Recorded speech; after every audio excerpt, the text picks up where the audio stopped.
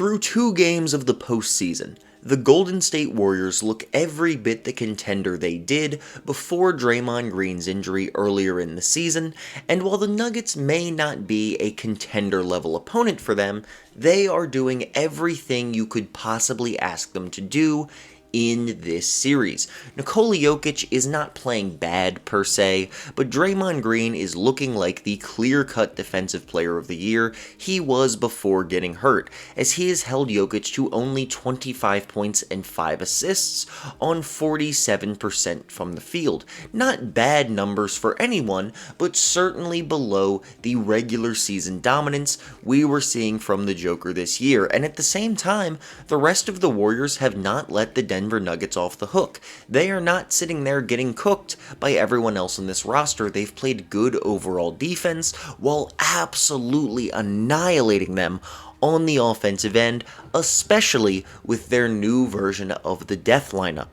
Steph Curry, Jordan Poole, Klay Thompson, Andrew Wiggins, and Draymond Green is not quite a comparable lineup to the 2017 one they ran with Kevin Durant and Andre Iguodala, but man, it sure is a good one. This is one of the most balanced, dominant lineups for both sides of the floor that anyone in the NBA can put out. You've got Draymond Green locking down the paint and controlling help defense. He may be undersized for a center, but he can still hold his own against the very best big men in the league, and he is one of, if not the greatest defensive communicators in NBA history, while also being a very important playmaker for this team.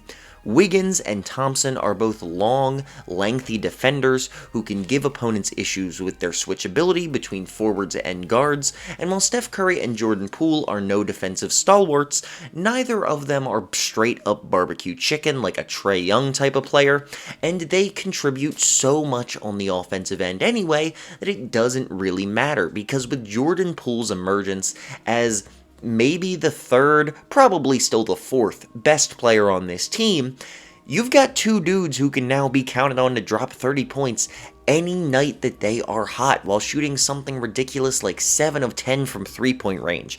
These guys are incredible. They look like they have great chemistry. The spacing on the floor is unguardable for a good defensive team, and a team like Denver that has some suspect defensive players just doesn't have a chance. They really don't have a prayer against this Warriors team. Now, I still think there is a very good chance that they can win one on their home court in Denver. The altitude makes it hard for other teams to play there, and I don't think this Nuggets team has given up just yet, especially when there is still a chance for Jamal Murray and or Michael Porter Jr.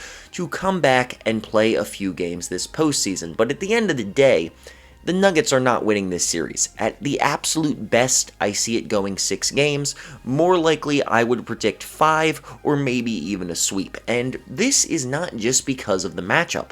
I think the Golden State Warriors have a very good chance of making the Western Conference Finals. As of right now, they are most likely to play the Grizzlies in the second round.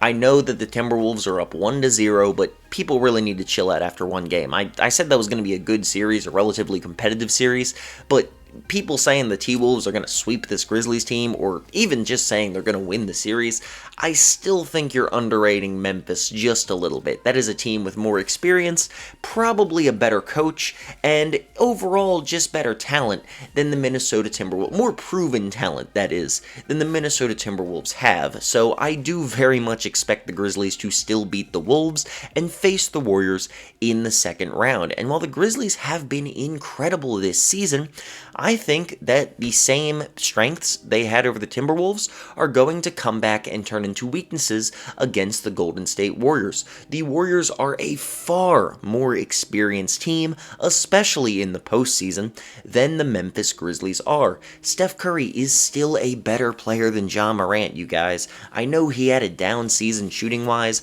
but even when he is in somewhat of a slump, this man is a legitimate superstar, and Ja Morant has not quite proven himself to be on that level consistently just yet. Yes, he would have a pretty good day against the Golden State Warriors and their lack of a true center, but between Wiggins, Thompson, and Draymond Green, he's not going to have the easiest time in the world getting to the basket in the first place. Meanwhile, so many of the guys on this Grizzlies team are just so young. On the Warriors, Jordan Poole looks like a proven veteran, but I don't expect him to drop 30 every night. And likewise, the Grizzlies have a bunch of those guys, young guys who can get it done on every given night, but at the same time, still have some question marks, still have some inconsistencies, and still have reasons that I hesitate to count on them night in and night out in the postseason. Ja Morant has had an iffy impact on this team this season. I know that is in some ways it is not fair, but when your team goes 20-2 with you out of the lineup, you've got to question how much you're really doing for your team. Desmond Bane is a very young player who's broken out, but he could potentially have some issues facing the great Warriors defense with all their switchability.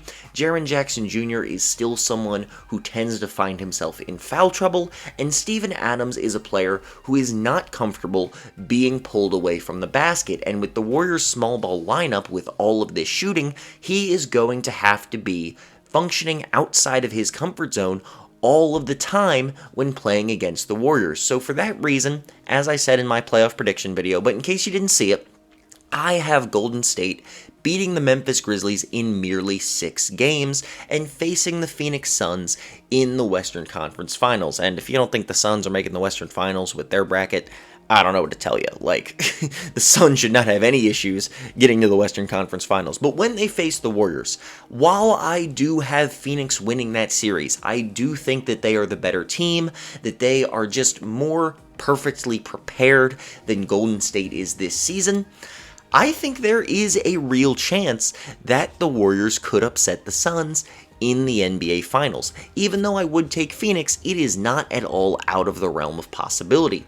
Draymond Green could give some issues to DeAndre Ayton, who looks kind of inconsistent out there sometimes. His role always seems to be in a bit of flux, and while he does have the size advantage against Green, his offensive game has some kinks in it that I think Draymond could exploit using his basketball IQ and his just general overall strength. DeAndre Ayton, while he is a skilled big man, is not someone with an exceptionally deep bag when it comes to scoring, and I think Draymond, just with his strength alone and refusal to get bullied, is just going to cause him problems. Meanwhile, Steph Curry versus Chris Paul, Jordan Poole versus Devin Booker, Phoenix may actually have the better backcourt in this matchup simply because Booker is so much better than Poole is, but I think the Warriors do have the switchability to handle anything Phoenix can throw at them, potentially. It really depends on just how good Klay Thompson can be in this series, and how good the Warriors can be at not letting Curry and Poole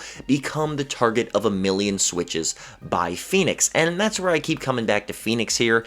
Both teams have an amazing coach, but Phoenix at the end of the day does have more depth, and you can argue if Poole is not consistent, if Curry and Klay and Green have any games where they are not 100%, I think I've still got to get the edge to Phoenix. But if the Warriors are playing at their best, they very well might still be the best team in the NBA. And on a hot shooting night, there is not a team in the league who they cannot beat in a single game. So you just need 4 nights of hot shooting from several of Steph Curry, Jordan Poole, Klay Thompson, Andrew Wiggins.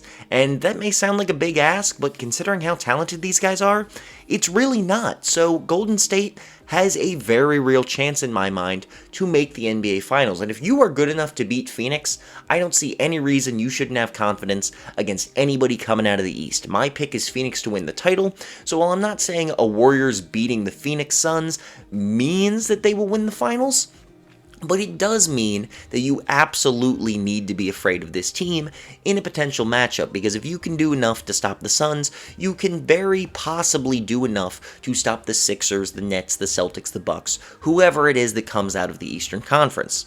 The Golden State Warriors are an incredibly dangerous team. I think people forgot when Draymond Green got hurt what a massive part of this team he was, but with Jordan Poole's emergence, with Curry looking like his old self after the last 2 games, and with the best defender in the league back in the lineup, the Warriors have a very real chance to win their 4th NBA title in the last decade.